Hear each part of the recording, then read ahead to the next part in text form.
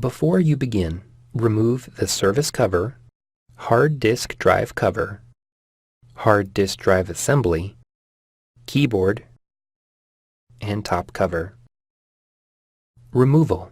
Using minimal force, lift the locking bar up on the USB board ZIF connector and disconnect the USB board ribbon cable from the system board. Remove the USB board ribbon cable from the adhesive that secures it to the battery.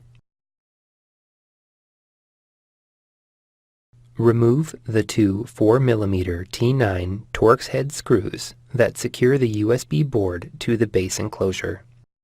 Lift the right edge of the USB board off of the alignment pins and slide the external connectors out from the cutouts in the base enclosure. Reverse this procedure to install the USB board. Thanks for watching. Please click subscribe for more videos and weekly updates.